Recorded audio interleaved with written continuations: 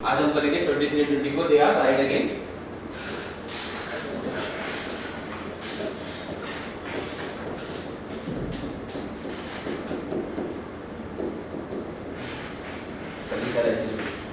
right against exploitation. Basically it provides you right against exploitation, or largely it is enforceable against, it is available to individual against both state and individual.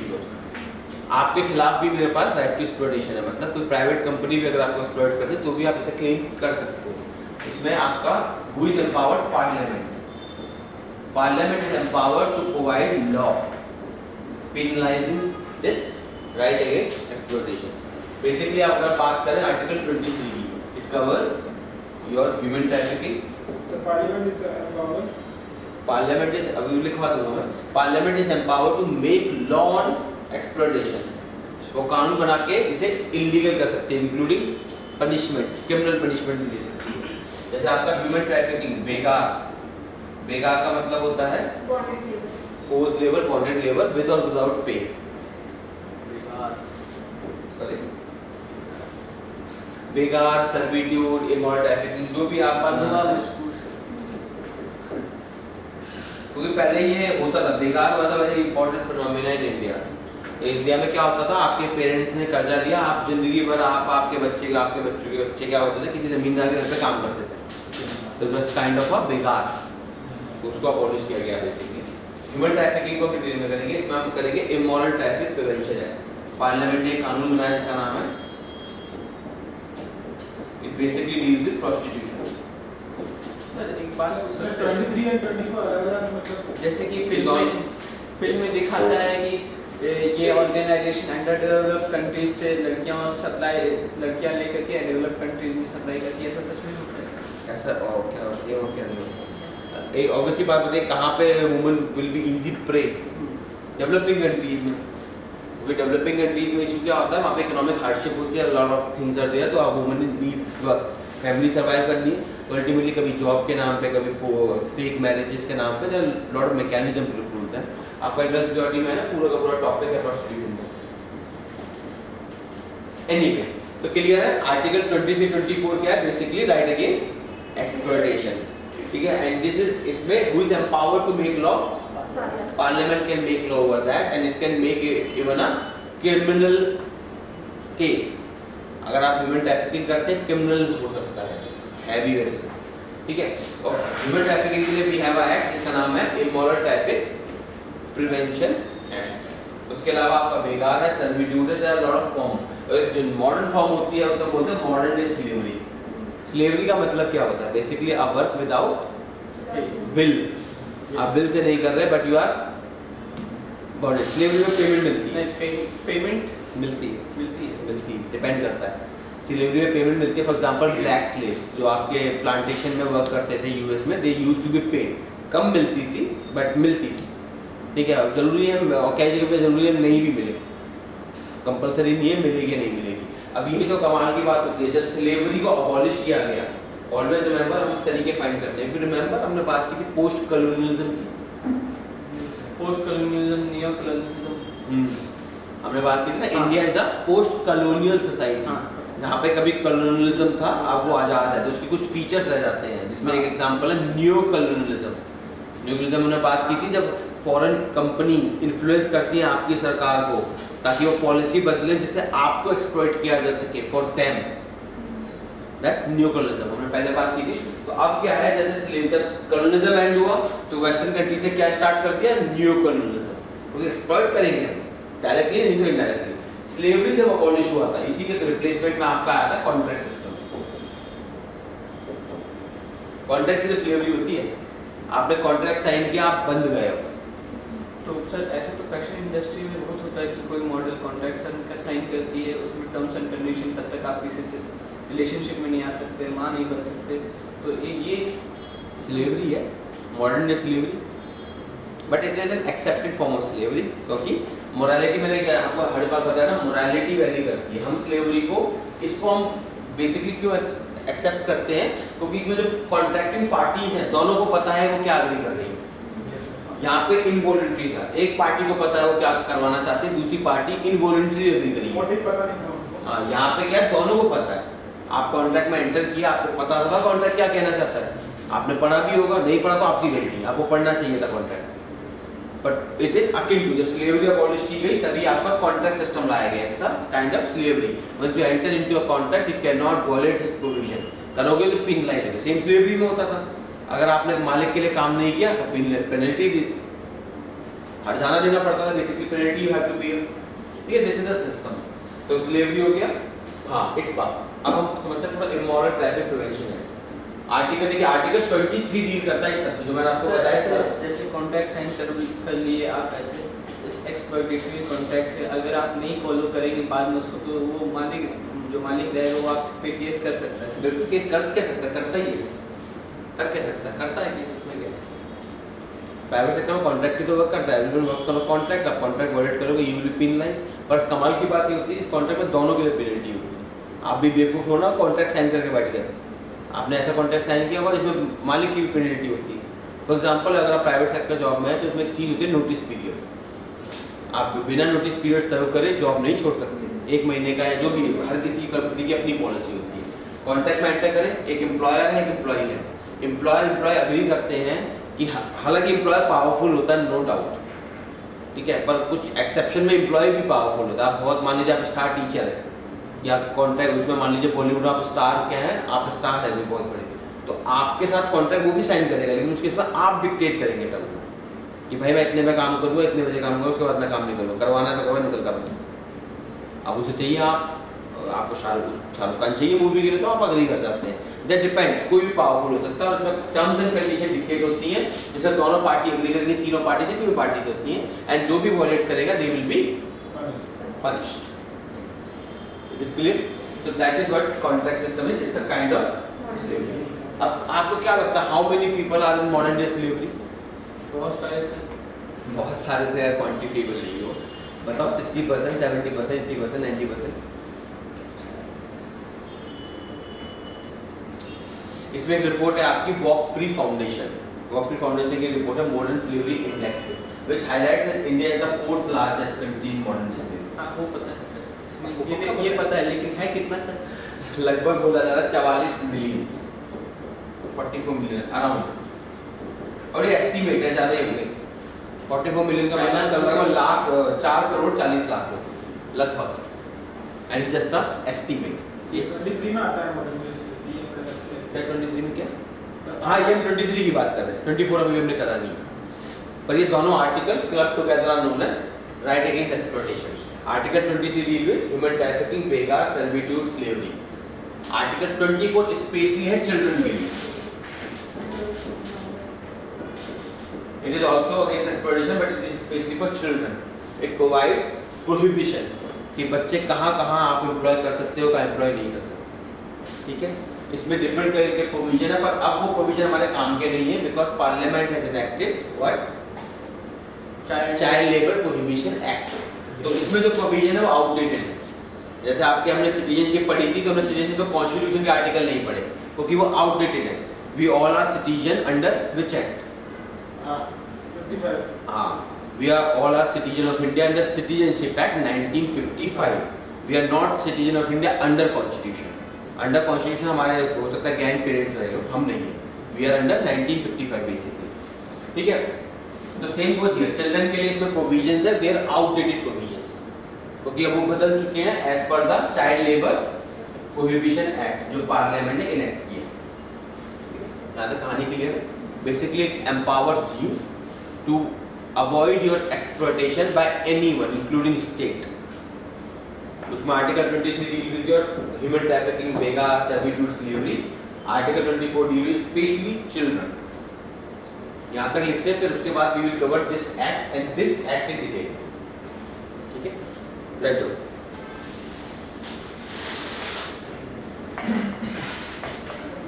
First लिखिए article, लिख लिया ये article 23 और 24। हाँ ठीक है, इसमें लिखिए article 23 clause 1। Article 23 clause 1 it prohibits trafficking in human being It prohibits trafficking in human beings, begar. Trafficking in human being, begar, and similar form of forced labor. And similar form of forced labor. Full stop. Similar form of forced labor. Full stop. They have been declared as punishable offence. They have been declared as punishable offence. Full stop. Next point. The Parliament is empowered. The Parliament is empowered by law to prescribe. The Parliament is empowered by law to prescribe punishment for the violation of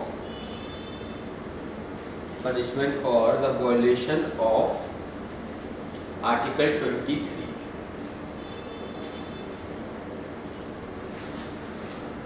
From next paragraph write down. Traffic in human being. Traffic in human being means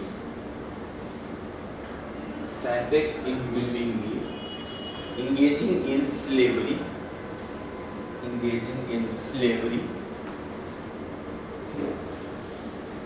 servitude, servitude, क्या basically सर्व करना, servitude. आप किसी को, जैसे आपका waiter जो होता है, वेटर को पेमेंट करो और वो आपको सर्व करता है, सर्विट्यूड, दासत्व जिसे बोलते हैं हिंदी में। यू आर दास ऑफ, हाँ, यू आर दास ऑफ समबडी, ठीक है, सर्विट्यूड। जैसे बटलर वगैरह होते हैं ना, उस फॉर्म में, लेकिन विदाउट पेमेंट। आप जैसे पुराने टाइम में कॉन्क्यूबिन्स होते थे, कॉन्क्यूबिन्स कह सकते हैं, और उसका तो अलग ही सीन था, ठीक है। एंड फोर्स एंड कैलका एक मिनट, कैलका हमने servitude and forcing people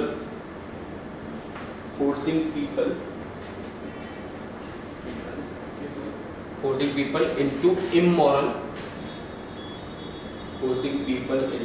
immoral activities.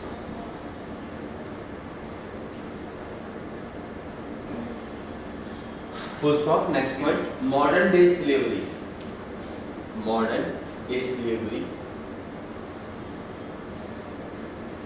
is a ubiquitous,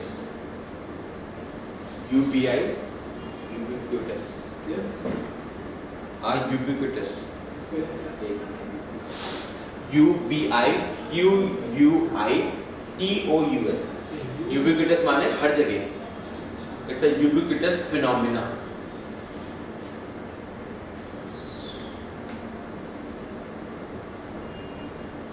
ठीक है, it's a ubiquitous phenomena found in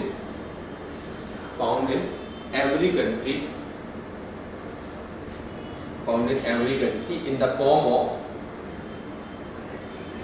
form of less payment, more work. In the form of less payment, more work. ठीक है, less payment, more work, और comma you can say forced marriage. Less payment, more work, comma forced marriage and child marriage. ये सारे भी you can count as a kind of slavery.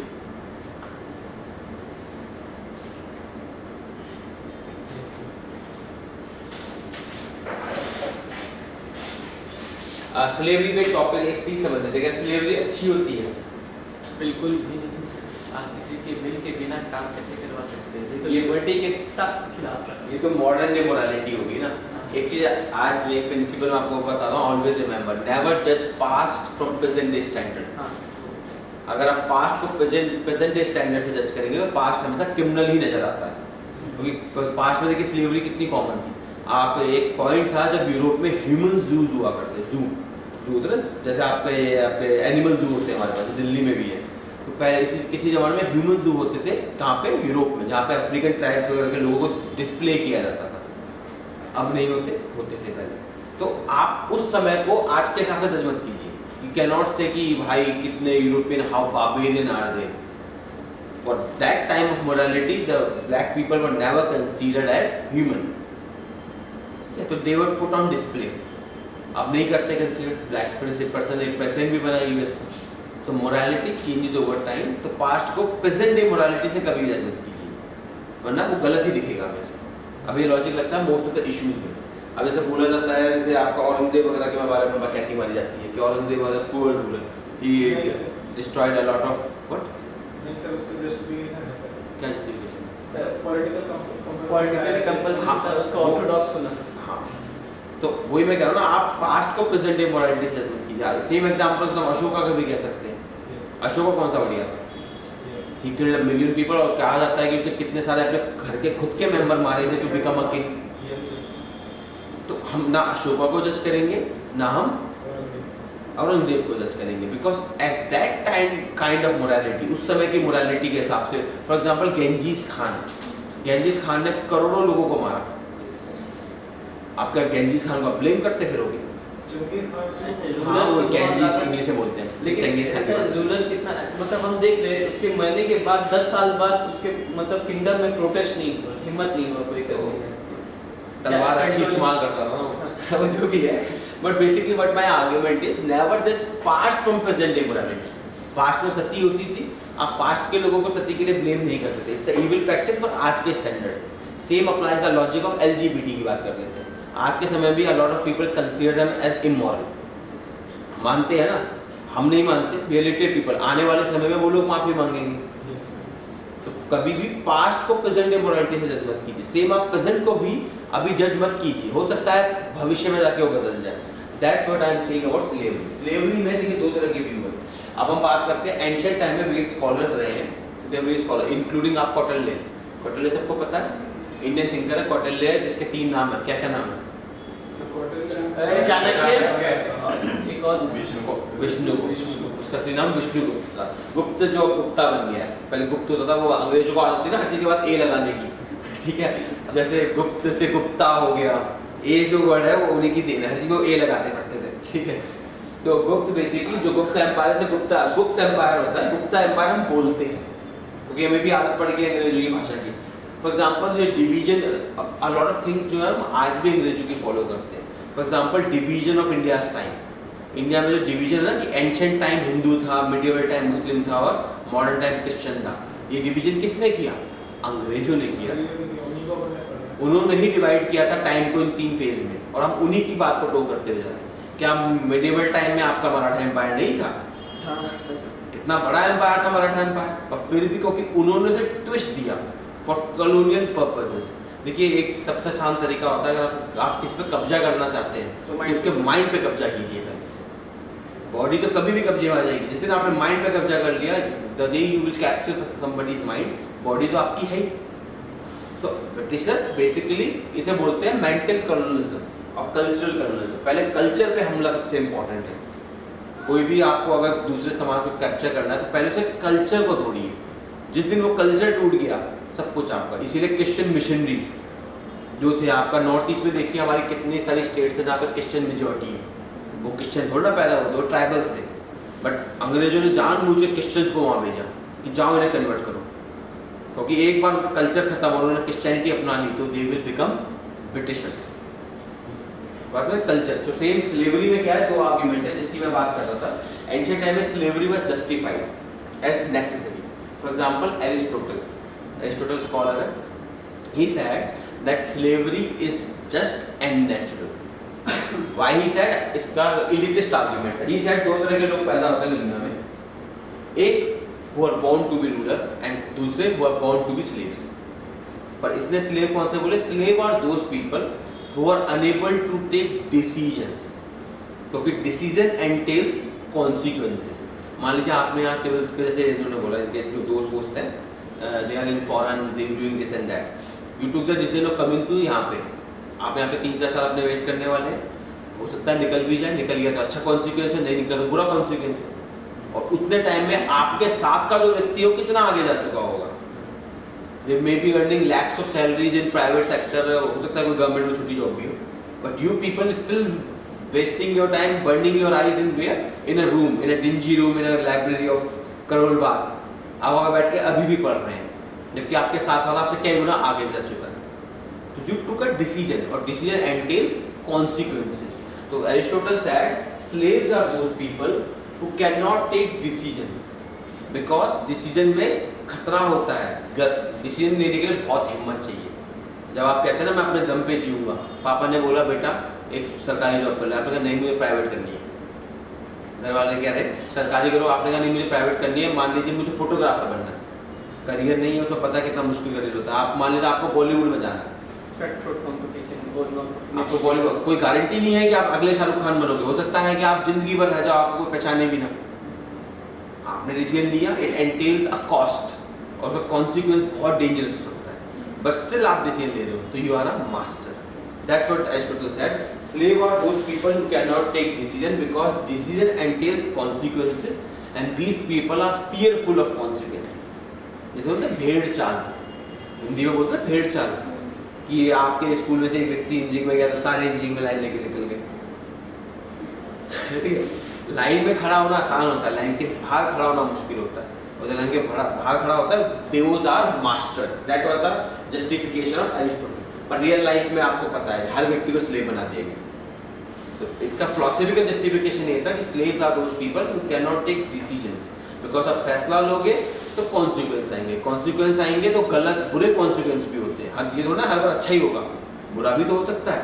And then you would not be able to tolerate. Suicide attempt करोगे, serious attempt करोगे, फिर suicide attempt करोगे. It has happened with a lot of people. बहुत से बच्चे जो civils की तैयारी करते हैं सुसाइड हो जाता है कई केसेस में. एक था, मैं स्टोरी पढ़ रहा था, मैंने दिया था 2019 का था, 19 का एग्जाम था एक्चुअली. तो बच्चे का मिस हो गया था, वो गलत सेंटर पर पहुंच गया था, तो उसे मिस कर गया था. आई थिंक लास्ट टाइम था उसका, तो उसका अटेम्प्ट काउंट थोड़ी ना हुआ, अगले साल दे लेता. But he was so demoralized, he committed suicide at that. यानी अगर सर पेपर नहीं देते तो काउंट नहीं होगा. कोटा में कोटा तो फेमस है सुसाइड के लिए. अब शायद रूल चेंज कर दिया है. क्या रूल? अब शायद इन्फॉर्म करना पड़ता है. नहीं, वो वॉलंटरी मैकेनिज्म है. अगर आपने पेपर फाइल किया है तो वो सिविल्स आपको टाइम देता है कुछ समय का कि आप चाहे तो विड्रॉ कर सकते हैं अपनी एप्लीकेशन. वो उन्होंने अपने सहूलियत के लिए किया है. क्योंकि क्या होता था, हर साल लगभग 10 लाख के करीब फॉर्म भरे जाते हैं, 5 लाख के करीब अपियर होते हैं, 50%. पर यूपीएससी अरेंजमेंट कितनों के लिए करता है? 10 लाख के लिए. थे कि अब अगर नहीं वो फॉर्म भरेंगे तब टाइम काउंट हो जाएगा, आप दे चाहे ना दे. ये तो मैंने चेक किया, ऐसा कहीं नहीं है. जो ऑफिशियल, देखो लोग बकैती रस्म मारते हैं. अगर आपको रियल सोर्स पता लगाना है तो ऑफिशियल नोटिफिकेशन पे भरोसा करिए, वहाँ पे ये कहीं नहीं लिखा है. मैंने साल की चेक की थी तो मुझसे इस साल का पता है. हो सकता है अगले साल हो जाए तो आप चेक कर लेना, बट अभी तो नहीं है, इतना पता है. If you are filing a form तो कंपलसरी नहीं है उसे देना. वो यूपीएससी ने अपने लिए किया था कि यार बेमतलब में हम करते हैं, अगर आपको देना नहीं है विड्रॉ कर लो यार, हम बेमतलब में आपके लिए सेंटर खड़ा करते हैं, आप वहाँ पे जाते हो नहीं. खर्चा होता है ना यूपीएससी का बेमतलब का. ठीक है, that was the logic. Again slavery पे समझ में आ गया. स्लेवरी पे देयर आर टू व्यू. आप एरिस्टोटल को ब्लेम कर सकते हैं, आप कौटिल्य को ब्लेम कर सकते हैं, आप अशोका को ब्लेम कर सकते हैं, आप औरंगजेब को ब्लेम कर सकते हैं. किसी चीज़ के लिए नहीं. उस वक्त के हिसाब क्योंकि उस समय के हिसाब से वो मोरालिटी थी. उस समय के हिसाब से देखिए, कोई रूलर आया, मैं अगर किंग बना, मान लीजिए मैं एथीस्ट हूँ मान लेते हैं, ये काम तो क्रिश्चियनिटी ने भी कि आप इस्लाम को ब्लेम कर रहे हैं तो आप अपने आप को भी ब्लेम कीजिए. मैं एथीस्ट हूँ सिर्फ एग्जाम्पल. जैसा चाइना में हो रहा है, चाइना में और रशिया यूएसएसआर में क्या हुआ, फोर्स्ड इररिलीजियसिटी. उन्होंने जानबूझ के लोगों को फोर्स किया कि वो क्या बने, एथीस्ट बने. क्योंकि कम्युनिज्म क्या बिलीव करता है, communism says religion is the opium of masses. Opium drugs लेने के बाद बंदा होश खो देता है, वैसे ही धर्म होता है. धर्म के नाम पर आप क्या नहीं करवा सकते किसी से. तो उन्होंने भी करा तो वो भी सेम ही चीज़ है, बट उन्हें तो कोई ब्लेम नहीं कर रहा. यूएसएसआर में लाखों लोग मारे गए थे, उसे किसी ने ब्लेम नहीं किया. माओ ने चाइना में लाखों लोग मारे अपने कल्चरल रिवोल्यूशन के नाम पर, उसे किसी ने ब्लेम नहीं किया. बट आप औरंगजेब को ब्लेम कर रहे हैं. You getting my point. ना औरंगजेब को आप कह सकते हो, ना आप अशोका को कह सकते हो. अशोका ने अपने घर परिवार के कई लोग मारे टू बिकम अ किंग. उस समय की मोरालिटी, उस समय कॉमन चीजें होती थी. वो नहीं मारता तो उसे को मार देते. हाँ, वो इसे टपका देता. Getting my point. We can not blame चाहे अशोका हो चाहे औरंगजेब हो. उस समय की पॉलिटिकल रिक्वायरमेंट के हिसाब से दिया. सीधी सी बात है, if I become a ruler of a country, मुझे पता है वहाँ के लोग अलग तरीके से सोचते हैं, तो सबसे पहला काम मैं क्या करूँगा, मैं उनके दिमाग पे कब्जा करूँगा. I will change the books, I will teach them the thing that I want. जैसे सर अभी के हिसाब से देख लो तो जो मतलब पॉलिटिक्स में जो कंपलसरी मतलब जो आपने बताया था ना क्या बोलते हैं रिकॉर्डिंग हो रही है, सोच के बोलो बोलो। मतलब वो कुछ ऐसे स्टेटमेंट वगैरह बोलते हैं धर्म वगैरह नाम से। तो क्लियर है बात। स्लेवरी पे ये डिबेट है कि आपका एक जस्टिफिकेशन भी है, एरिस्टोटल टाइप के लोगों ने स्लेवरी जस्टिफाई की है, बट मॉडर्न टाइम में हम स्लेवरी जस्टिफाई नहीं करेंगे किसी भी फॉर्म में, ठीक है, दैट इज द पॉइंट। तो लास्ट पॉइंट हमने क्या लिखा, कुड यू रिपीट पॉइंट? हाँ सर लेकिन ऐसे who will decide who want to be a king और who is a slave? वो तो देखिए इन्होंने जो एक्सक्यूज दिया था, इन्होंने कहा था नेचुरल होगा। चंद्रगुप्त मौर्य बेसिकली आर्गुमेंट क्या, Chandragupta Maurya belong to lower caste. उस जमाने में लोअर कास्ट का लोग किंग नहीं बनते थे, but Chanakya chose a lower caste person, क्योंकि उसमें क्या दिखा, उसे टैलेंट देखा, उसने ये किंग है, टैलेंट बेसिस पे। इसने भी क्या बोला, टैलेंट बेसिस पे बोला। A master would be natural master बनेगा, जरूरत नहीं है मोदी बेशक चाय बेचता होगा किसी जमाने पर, आज वो पीएम है, he is a natural PM. देखिए आप उसकी पॉलिसी पे क्रिटिसिज्म कर सकते हैं, you can criticise his policy, आप उसकी कल्चरल पॉलिसी को क्रिटिसाइज कर सकते हैं, but you can not criticise his achievement. वो चाय बेचते बेचते पीएम बना है, वो उसकी अचीवमेंट है। Same goes with Hitler. Hitler को आप, हिटलर ने जो किया अघोरेबल, कोई जस्टिफाई नहीं कर सकता उसे, लेकिन आप हिटलर के राइज को प्रेस कर सकते हैं। एक आम व्यक्ति किस तरीके से लोगों को मैनिपुलेट करके टॉप तक पहुंचा, that's the trait of a master. A master must be like a lion and a wolf, sharp like a fox and brave like a lion, basically wolf. Again slavery modern time में justify नहीं कर सकते। The point जो मैं आपको कहना चाहता था, नेवर जज past from present day, that is the most important. चलो लिखते हैं, आगे लिखिए अगला point. Forcing people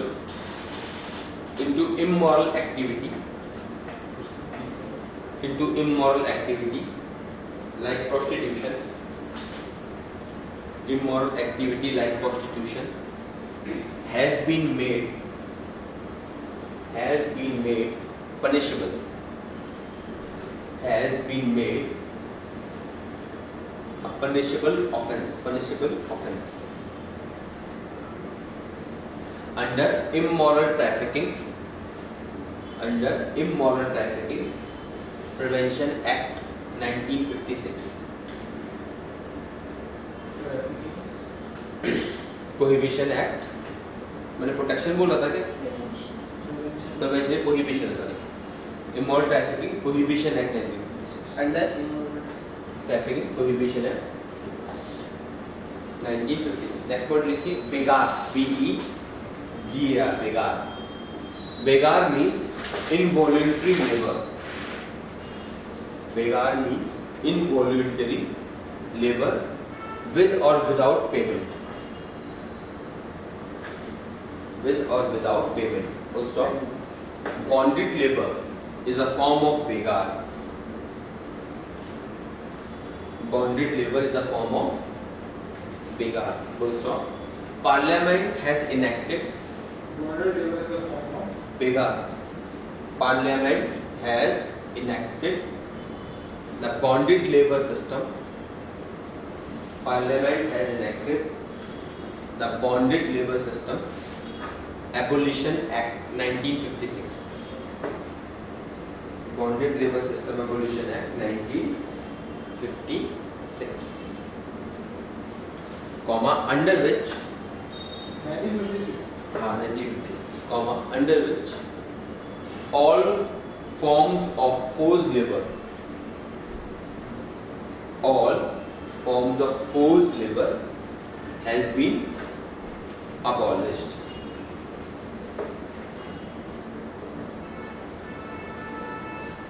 Has been abolished. अब देखिए issue of rigorous imprisonment. Issue of rigorous imprisonment. rigorous, क्योंकि आपको सजा मिलती है, उसमें आपकी imprisonment होती है, rigorous imprisonment होती है। जैसे आप लोग अभी कैसी imprisonment में, आप लोग अभी कैसी इम्प्रिजनमेंट में, आपको कैसी सजा मिली हुई है, रिग्रेस मिली हुई है। सुबह उठना पड़ता है, इंची उड़ाना पड़ता है, पढ़ना पड़ता है, घर जाना पड़ता है, उसके बाद फिर पढ़ना पड़ता है, सोने का टाइम कम हो गया है, गेम नहीं खेल पा रहे, ठीक है, तो फ्रेंड्स के साथ घूम नहीं पा रहे, पब बाहर नहीं जा पा रहे, तो basically you are under rigorous imprisonment, self imposed rigorous imprisonment. तो इसमें इशू क्या है, रिगरस इम्प्रिजनमेंट भी देखी जा सकती है एक प्रकार की स्लेवरी। सुप्रीम कोर्ट ने ऐसा बोला था कि वो स्लेवरी काउंट नहीं होगी, लिखिए। तो supreme court issue of rigorous imprisonment, हाँ इसमें लिखना है, the supreme court has ओपाइंड, OPINED, the Supreme Court has opined that rigorous imprisonment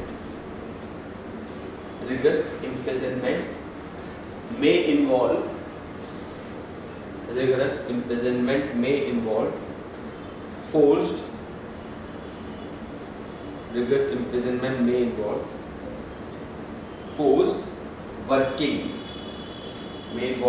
working, but still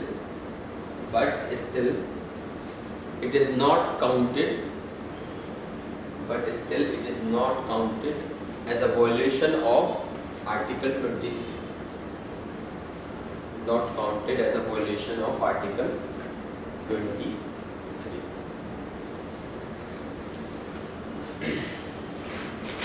Full stop, आगे लिखिए। However, under trials कौन होते हैं? वो under trials जो अक्यूज है, जिन्हें कन्विक्शन नहीं हुआ, उनका केस अभी चल रहा है, ट्रायल चलती रहती है। हाँ ट्रायल चलती रहती है।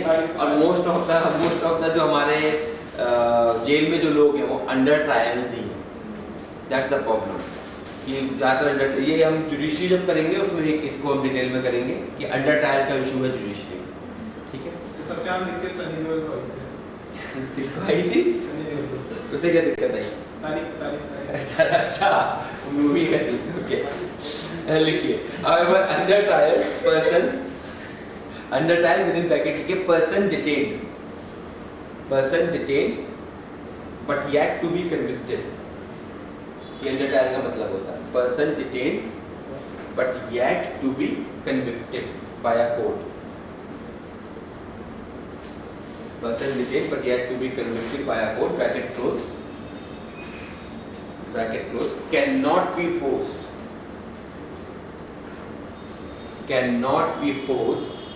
to provide labor to state।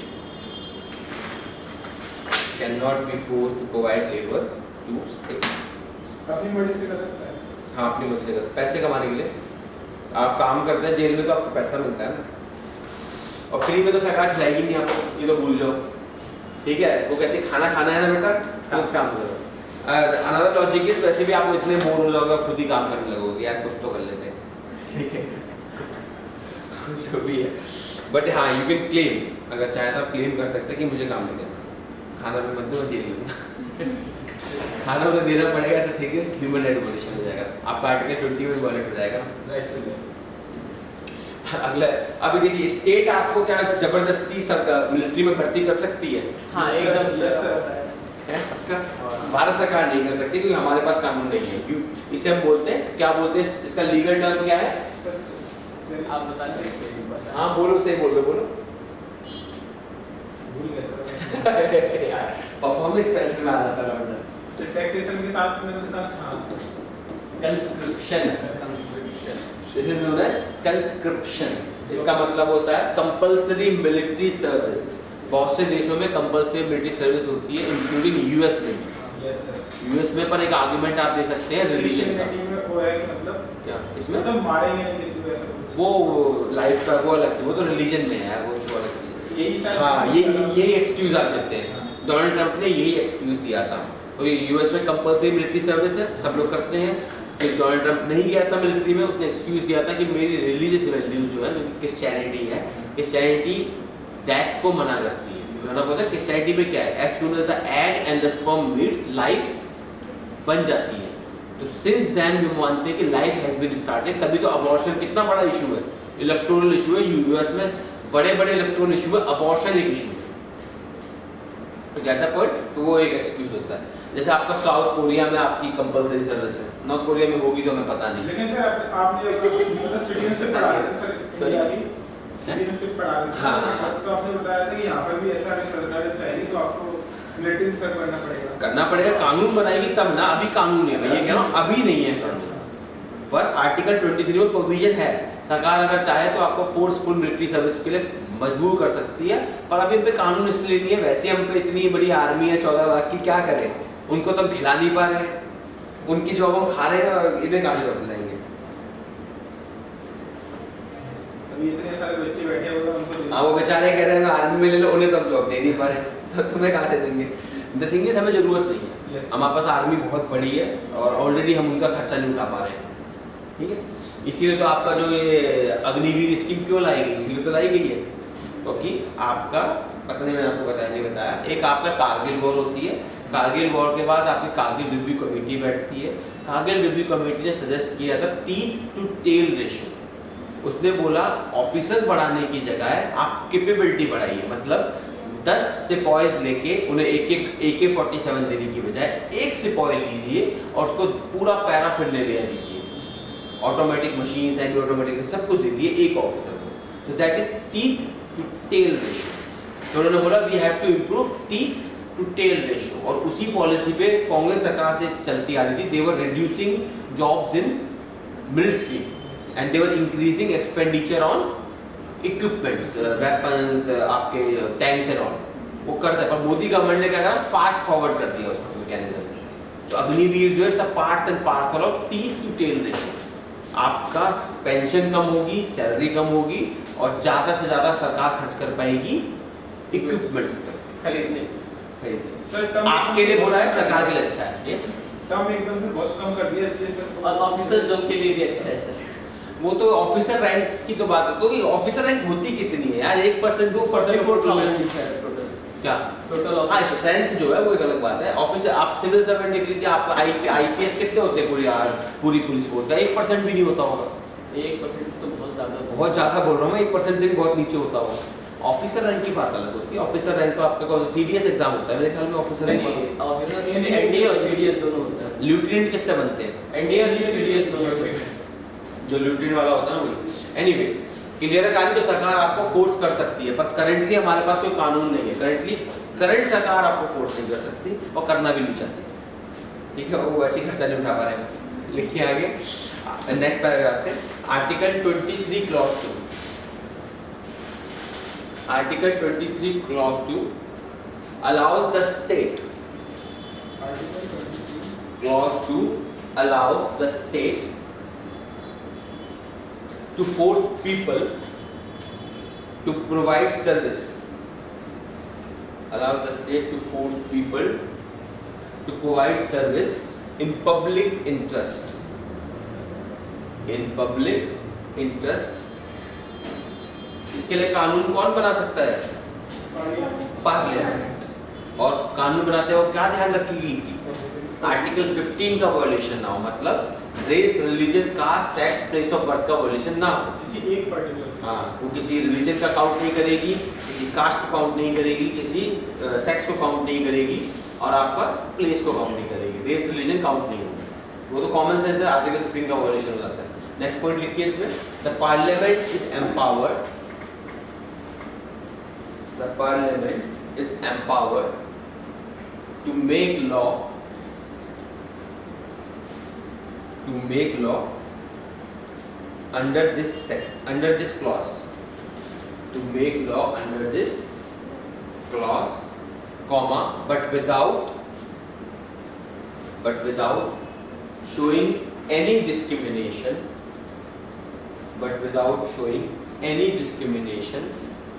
on the grounds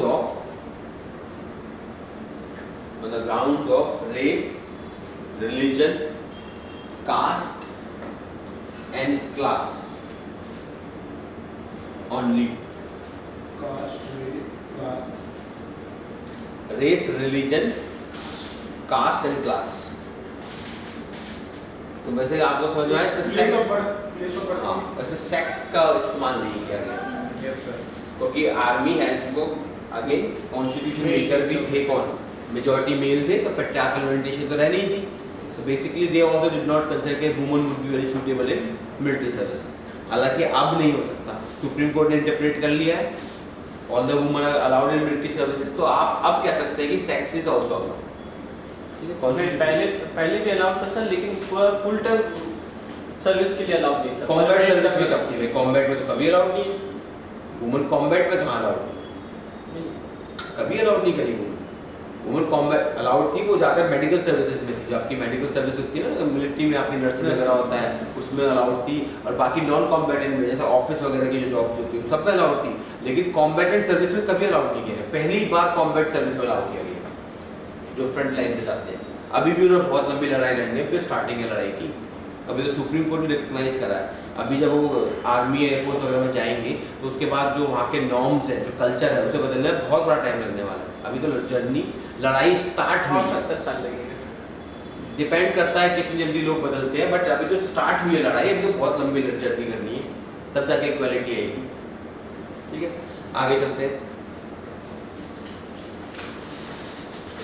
इसमें लिखिए next study. Study study put an arrow, लिखिए walk free foundation global slavery index. इसमें क्या? वॉक फ्री फाउंडेशन, चलना free foundation. Walk free foundation global slavery index. इसके कुछ statistic है वो लिख लेते हैं। इसका पहला पॉइंट लिखिए, India rank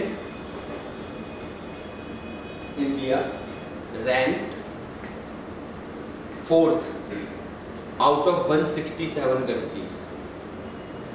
India rank 4th out of 167 countries, जबकि चाइना 40वें नंबर पे था। चाइना 40वें नंबर पे कैसे?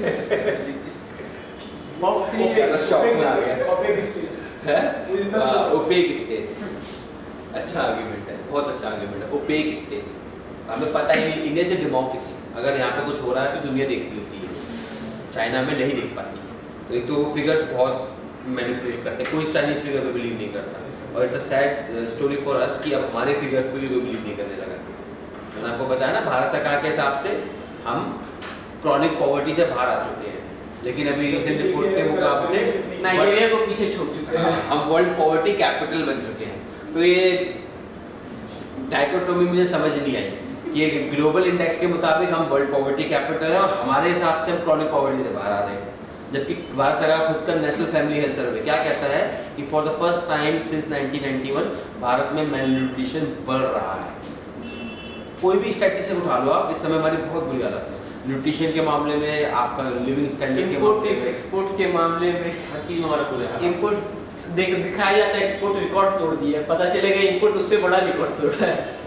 पर उससे फायदा नहीं है ना। देखिए मैं अगेन कहता हूँ, हमारी चाहे 5 ट्रिलियन की इकोनॉमी बन जाए, अगर कोई बच्चा भूखा सो रहा है तो उस 5 ट्रिलियन इकोनॉमी का क्या फायदा? Yes sir. हमारा कंसर्न डेवलपमेंट का होता है। The people of India should get proper wages, they should get a life of dignity. I don't care कि हम सरकार अपने फिगर्स में 5 ट्रिलियन निकाली है, मेरे लिए तो वो यूजलेस है। अगर मेरे इलाके में कोई भूखा सो रहा है तो मेरे लिए वो 5 ट्रिलियन की इकोनॉमी यूजलेस है। सरकार बेशक उसका ढिंडोरा पीटती रहे पूरी दुनिया में, पीटना है पीटते रहे, गरीब क्या है? हमें उस पर फोकस करना है। अगला पॉइंट लिखिए, India is around India rank 4th out of 167 countries. अगला point, India has around 46 million people in modern day slavery. India has around 46 million people in modern day slavery.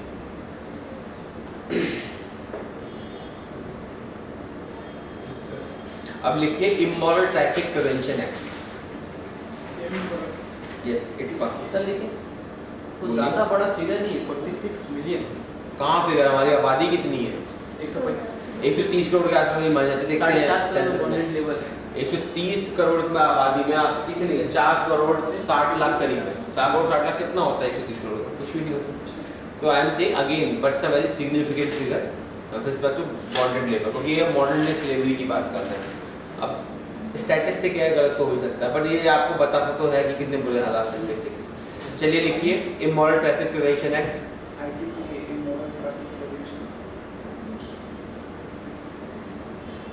ये डील करता है immoral trafficking से। There are certain problem with this act. पहली problem तो इसमें यही है,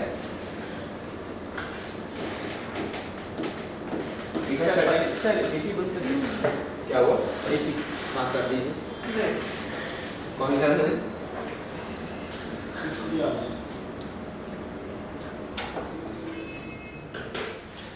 एसी बंद करने में गेट खुल दिया करो बाहर, हाँ। तो उससे बैलेंस बना रहेगा, एसी बंद करने की जरूरत नहीं पड़ेगी। चलो कोई बात नहीं, कल से देख लेंगे। It pass immoral traffic prevention act, it has certain provision जो हमें समझने हैं। पहला तो है it provides a policy of rescue, protect and rehabilitate. किसी को रेस्क्यू करना है, उसे प्रोटेक्ट करना है, फिर रिहैबिलिटेट करना है।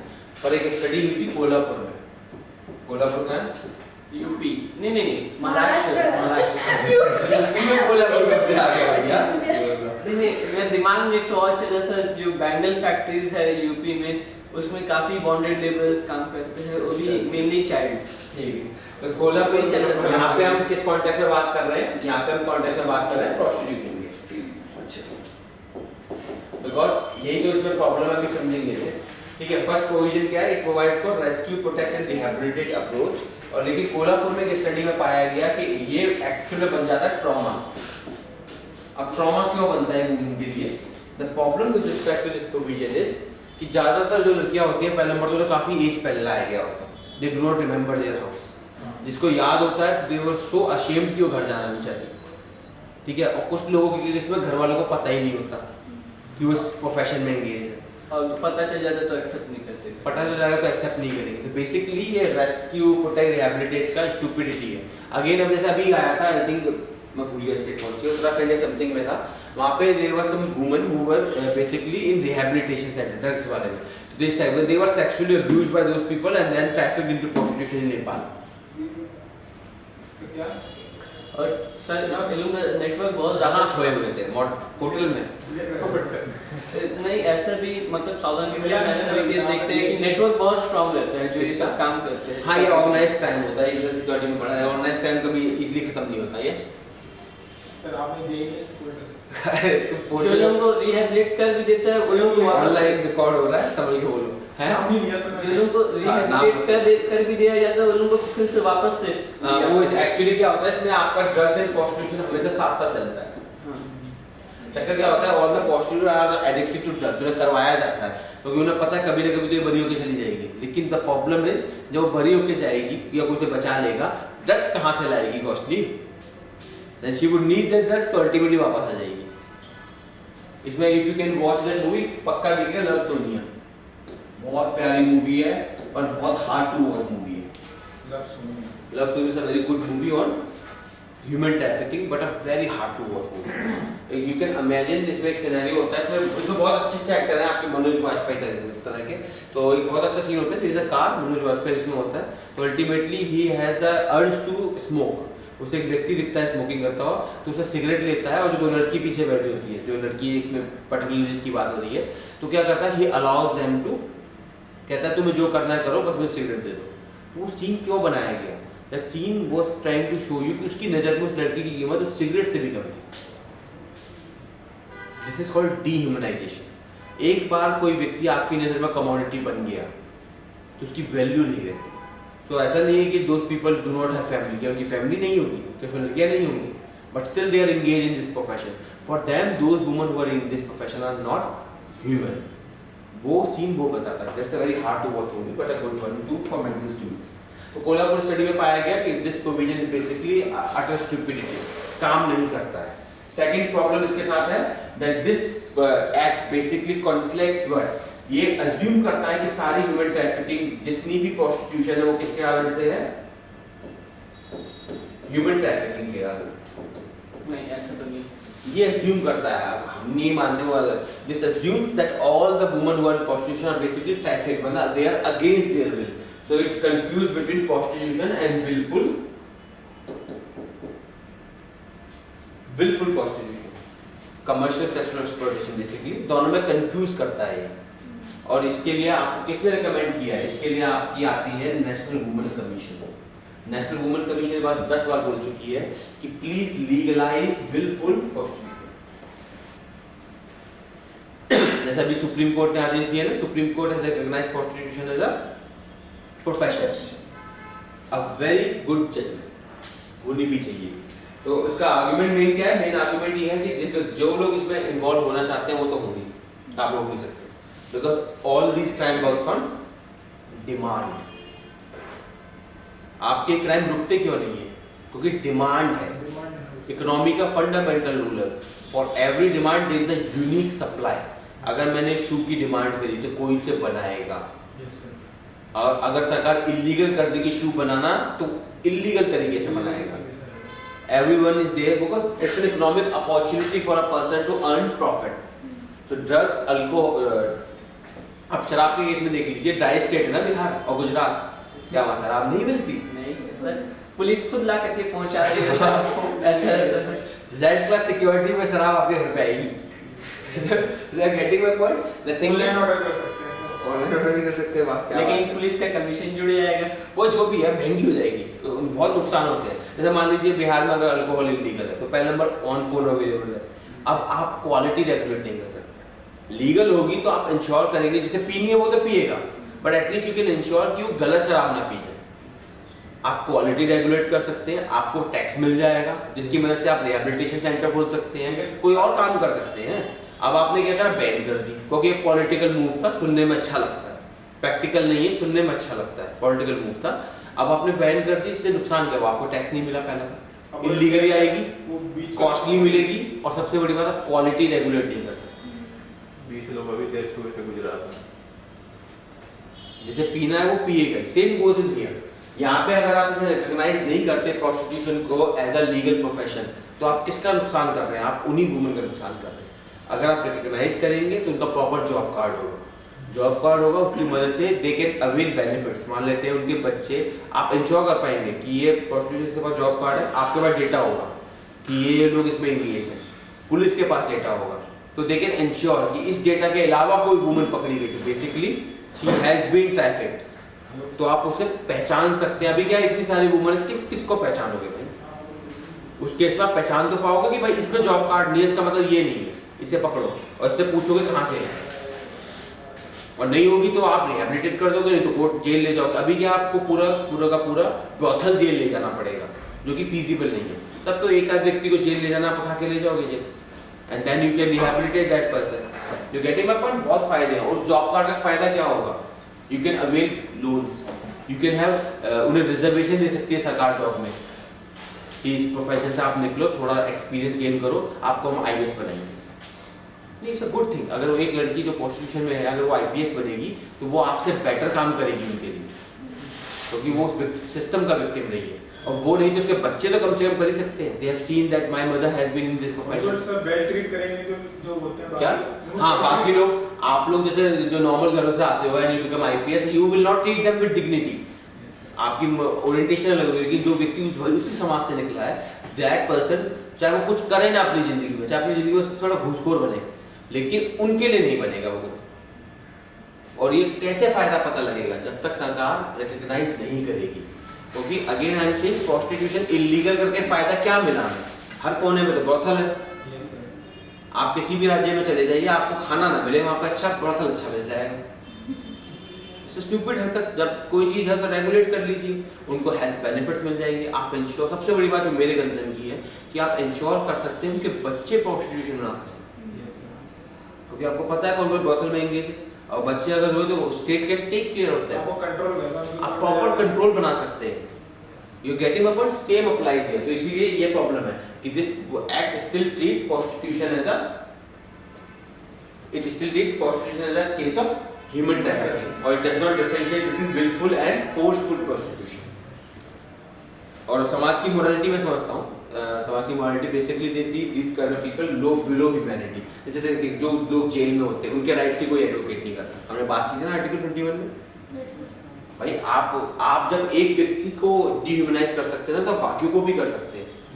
कोई स्टार्टिंग पॉइंट नहीं होता तो कोई एंड पॉइंट भी नहीं। तो सेम गोज हियर, अगर आपने इन्हें डिह्यूमनाइज कर दिया तो आप बाकियों को भी कर देंगे। ये वही लोग होते हैं जब कोई लड़की क्या होता है मिनी स्कर्ट में घूमती है तो वो कमेंट पास करते हैं, कहते हैं कितनी लूज मॉरल है। अबे तुम्हें पता है लूज मॉरल है? कोई लड़की सिगरेट पीती हुई मिल जाए, लूज मॉरल है। तो गेटिंग में पॉइंट यहाँ तो नहीं होता, दिल्ली तो इज हाईली अर्बनाइज्ड, यहाँ तो हर कॉर्नर में सिगरेट पीते मिल जाते हैं लोग।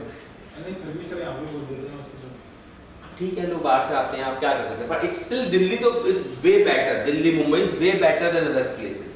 अदर प्लेसेस में तो घूंघट के बिना लूज मॉरल हो जाते हैं, ठीक है। तो गेटिंग माय पॉइंट, मोरालिटी का हम कुछ नहीं कर सकते, पर सरकार इनिशिएटिव ले सकती है। तो ITPA में 2 प्रॉब्लम समझ में आ गई. What are the 2 problems? First, it is this trauma, this entire mechanism becomes a trauma, and second, it still confuse human prostitution with human trafficking. और उसके बाद सरकार अभी नया बहुत अच्छा प्रोविजन लाई है जो अभी तक इनेक्ट नहीं हुआ, क्योंकि सरकार को अगर बाकी चीज़ों में फुर्सत मिल तक तो करे. That is trafficking of persons bill. एक बिल है, बहुत अच्छा बिल है. उस बिल में एक जैसे वहाँ पर नारकोटिक्स कंट्रोल ब्यूरो है प्रॉपर ड्रग्स के लिए, CBI है करप्शन के लिए, उसी तरह से एक बॉडी बनेगी नेशनल एंटी ट्रैफिकिंग अथॉरिटी जो प्रॉपर एंटी ट्रैफिकिंग पे रहता है. अभी कोई एंटी ट्रैफिकिंग प्रॉपर बॉडी नहीं है, कुछ CBI देख लेती है, कुछ पुलिस देखती है. तो फिर हम पे एक प्रॉपर बॉडी होगी नेशनल लेवल पे, देन स्टेट लेवल पे और लोकल लेवल पे कमिटीज होंगी. अच्छा प्रोविजन. पर अगेन उसमें इशू 2 है. पहला इशू तो यही है कि वो भी ह्यूमन ट्रैफिकिंग को प्रोस्टिट्यूशन करता है, और दूसरा इशू क्या है, it allows for social worker. ये कहता है कोई भी public spirited social worker can basically rescue a woman. सुनने में बहुत अच्छा लगता है, लेकिन it will lead to moral policing. ठीक है, आपका कहीं पे कोई बता रहा हूँ, it will lead to moral policing. मतलब सुनने में अच्छा है कि कोई भी सोशल वर्कर किसी को बचा सकता है, लॉजिक सही है. पुलिस कहाँ खड़ी होगी भाई, लिमिटेशन है तो कोई सोशल वर्कर कर लेगा. पर प्रॉब्लम ये है कि आप सोशल वर्कर की डेफिनेशन कैसे करोगे आप? या तो आप कार्ड बनाओ कि जितने भी सोशल वर्कर हैं जो वाकई में एनजीओ इनके लिए काम करती है, उन एनजीओ में जो काम कर रहे हैं उनका प्रॉपर कार्ड बनेगा. केवल वही लोग रेस्क्यू कर सकते हैं. इन एडिशन टू पुलिस वो लोग काम कर सकते हैं. तो ये तरीका ठीक है. ओपन सोशल वर्कर नहीं चलता. वो शब्द आ रहे थे प्यारे प्यारे, बोल नहीं सकते. ऑडियो रिकॉर्डिंग तो है ही. समझ रहे, मॉरल पुलिसिंग हो जाएगी. जैसे आपने देखा ना वैलेंटाइन के टाइम पे कुछ लोगों को एम्प्लॉयमेंट मिल जाती है. समझ गया ना कहानी? तो इस तरह के लोगों को एम्प्लॉयमेंट मिल जाएगी. किसी को भी पकड़ा घूम रहे हैं, देखो ये ट्रैफिक का शिकार है, तो they will start harassing people. तो ऐसे ही कुछ है. ठीक है, क्या नहीं सकते, बट यू समझ गए ना तुम लोग. ठीक है, चलो. तो दिस इज द थिंग. अरे हमारा तो टाइम भी ओवर हो गया यार, 1 घंटा कम करो. बहुत ही कम है. बिल पास कम से कम कराना 2 पड़ेगा इसके लिए. इसके लिए बिल पास कराना पड़ेगा. इसके लिए प्रपोजल लाना सर, अभी पड़ेगा. आपने जो बताया कि अलग से कमीशन बनी है, उसके लिए अभी मतलब बना नहीं है. मतलब बिल आया है. बिल समझ रहे, bill is a proposal for act. अभी वो हुआ नहीं है क्योंकि सरकार के पास और भी बहुत अर्जेंट काम होते हैं ना.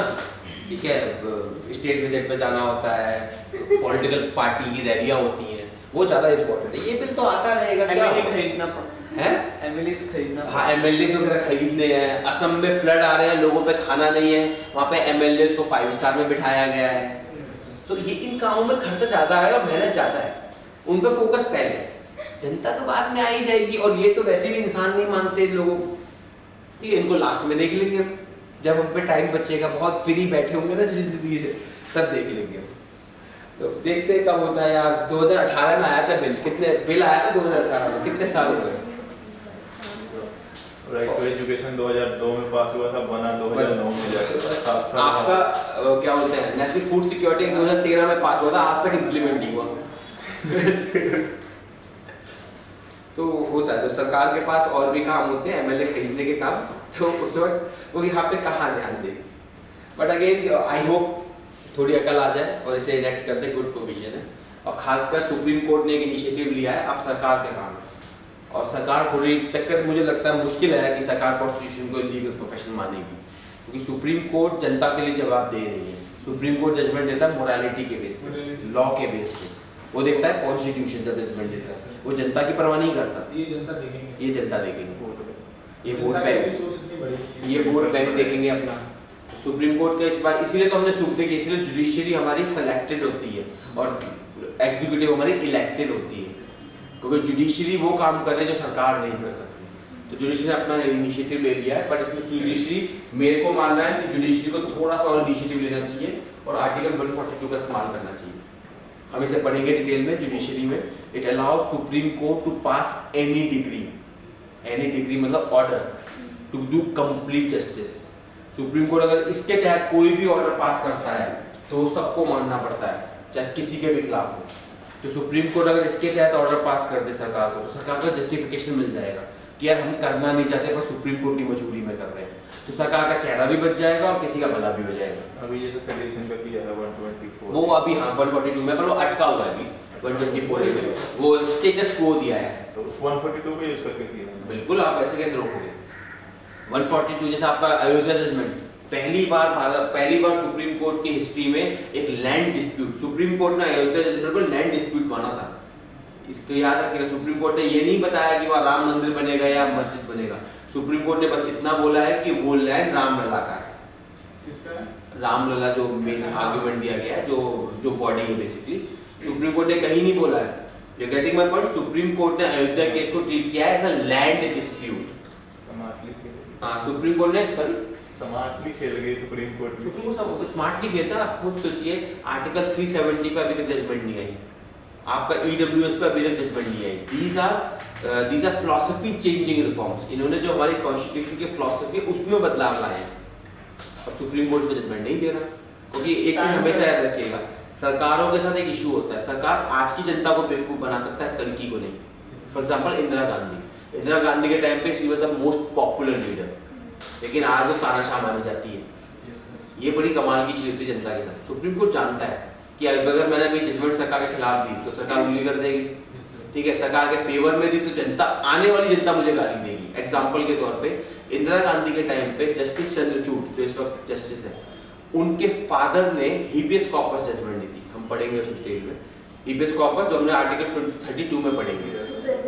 हाँ, to present the body of, जब कोई सरकार किसी को अरेस्ट करती है ना, तो आप सुप्रीम कोर्ट पे जाते हैं, बोलते हैं सर प्लीज इस व्यक्ति को अपने सामने लाएं, और सुप्रीम कोर्ट पूछेगा कि आपको जबरदस्ती रखा गया है क्या, उसे बोलते हैं बेसिकली हीबियस कॉर्पस, जनरल आइडिया। तो उस पिटीशन को सुप्रीम कोर्ट ने मना किया था इमरजेंसी के टाइम में। That is known as a dark Indian judiciary basically.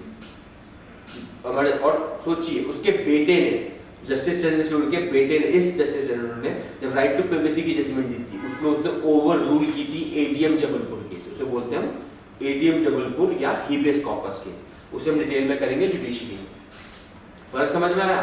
उसका बेटा अपने बाप को क्रिटिसाइज कर रहा है, क्योंकि आप आज की जनता को बेवकूफ बना सकते हैं, आने वाली को कैसे बनाओगे? Yes sir. और ये बात सुप्रीम कोर्ट समझता है, क्योंकि पढ़े लिखे लोग हैं, इसलिए वो थोड़ा सा टाइम, इसलिए वो चुप बैठे हैं कि जनता को थोड़ा बदलाव लान दो, फिर हम देख लेंगे। अगेन यहाँ पे सुप्रीम कोर्ट ने बहुत अच्छी जजमेंट दी है। आई होप सुप्रीम कोर्ट थोड़ा एक कदम आगे और बढ़े और 142 का इस्तेमाल करे और मैंडेट करे कि सरकार जितनी भी कॉन्स्टिट्यूशन है उन्हें रिकॉग्नाइज करे, लीगल प्रोफेशन, सबका जॉब कार्ड बनाए, सबको हेल्थ बेनिफिट्स दे, और सबसे बड़ी बात जो सबसे इम्पोर्टेंट है, इंश्योर करे कि उनके बच्चे उसमें ना फंसे। बच्चों को प्रॉपर एजुकेशन दे, वो सरकार का काम है। जैसे आप लोग देखते हैं कोई बैगर आपका अगर आपको स्ट्रीट पे मिलता है, वो एक वॉकिंग फेलियर है सरकार का। कोई भी बैगर स्ट्रीट पे, वो एक स्टेटमेंट है सरकार के फेलियर का। कोई बच्चा काम में विलफुली क्यों घुसता है? विलफुली जैसे लिखा हुआ है ना वहाँ पे, कोई भी इस वर्क प्रोफेशन में विलफुली तो घुसने वाला नहीं। विलफुली मतलब क्या? जैसे मान लीजिए, विलफुली कहने का मतलब है कि आपको कोई मजबूरी में घुस सकता है। मजबूरी हर जगह। मैं यहाँ पे पढ़ा रहा हूँ, मुझे पैसे चाहिए ना, मतलब मुझे कोई समझ नहीं, मुझे पढ़ाने में मुझे मजा आता है, वो एक अलग चीज है, ठीक है, बट स्टिल मान लेते हैं। आप लोग भी यहाँ पे बैठे हैं, क्यों? देखिए, फ्री, वो तो फ्री विल का आर्गुमेंट, जो आपने आर्गुमेंट फ्री विल का आर्गुमेंट फिलॉसफी में चलेगा बिल्कुल, क्योंकि फ्री विल तो किसी की नहीं होती। आपको मैं अगर अभी गारंटी करूँ कि आप आईएएस बनोगे, तो आप तो अभी बोतल खोल के घूमने लग जाओगे कि चलो चीयर्स करते हैं। अगर मैं गारंटी कर दूं आपको आईएएस बनना, आप यहाँ पे बैठ के क्यों पढ़ रहे हो? क्योंकि आपको गारंटी नहीं है आईएएस बनोगे, आपको मेहनत करनी पड़ेगी उसके लिए। तो सेम आर्गुमेंट यहाँ पे, जो ये बिल्कुल ही वाला है, ये कौन है? ये वो लोग हैं जो इकोनॉमिक रीजन से आएंगी, घर परिवार पालना है हमें, या कोई भी रीजन हो सकता है, एटलीस्ट वो आप तो अपनी मर्जी से रहिए। यहाँ पे तो कोई उठा के लाया, जैसे यहाँ पे मैं पढ़ा रहा हूँ, कोई मुझे उठा के लाया आपको पढ़ाने के लिए, तो वो मेरी विल के अगेंस्ट होगा। चाहे वो मुझे पैसे दे रहा हो, उससे मतलब नहीं है, मेरी विल के अगेंस्ट है। अब मैं अपनी विल से आया ना पढ़ाने के लिए, तो वो विल उस सेंस में मेरा बिल्कुल। बाकी जो आप आर्गुमेंट करो, फिलॉसफी का आर्गुमेंट है, फ्री विल का। फ्री विल तो किसी की नहीं होती यार। यस, छोटे छोटे बच्चे मतलब बाहर मतलब डी वगैरह हमारे होते हैं, ऐसा गवर्नमेंट मतलब कंपलसरी नहीं कर सकती कि इतनी एज तक बच्चों को पढ़ाना है, ये सब ऐसे करना चाहिए ना। सरकार का फेलियर है जो वॉकिंग, वो सबूत है सरकार के चेहरे पे एक थप्पड़ है। वो लोग जो सरकार क्लेम करते हैं विश्व गुरु बन गए हैं, उनके चेहरे पे थप्पड़ है वो लोग। ये हुआ था केस, आपका एक एक्ट है, बॉम्बे बैगरी एक्ट, जिसके तहत बैगिंग इलीगल क्राइम है, पुलिस आपको अरेस्ट कर सकती है। बॉम्बे में एप्लीकेबल है, गुजरात में भी, क्योंकि पहले वो एक ही स्टेट था ना, अब बना है वो मुंबई है, वो कहते हैं महाराष्ट्र गुजरात। तो उसे दिल्ली में केजरीवाल सरकार ने एक्सटेंड किया। अब जब उसे एक्सटेंड किया तो ये केस गया दिल्ली हाई कोर्ट में। दिल्ली हाई कोर्ट ने ब्यूटीफुल जजमेंट दी, उसने बोला you can not punish a citizen for the failure of the state. Delhi high court की जजमेंट है कि आप बैगर्स को आप जेल में डाल रहे हैं, आपका फेलियर है ना, वो बैगर है, आप उसे इकोनॉमिक अपॉर्चुनिटी दीजिए, उसके बाद आप बोलिए कि भाई नहीं कर रहा, बैगर है, जेल में डाल रहे हैं, सही है। और खासकर मैं बच्चों लोग, बड़ों की मैं मानता हूँ जो निकम्मे होते हैं, काम नहीं करना चाहते, बट बच्चे की क्या गलती है? वो जब भीख मांग रहा है तो आपकी गलती है। आधे तो फोर्सफुली बिठाए होते हैं, आधे क्या सारे फोर्सफुली बिठाए होते हैं भाई, वो सिस्टम है, ऑर्गेनाइज क्राइम है बैगिंग भी एक।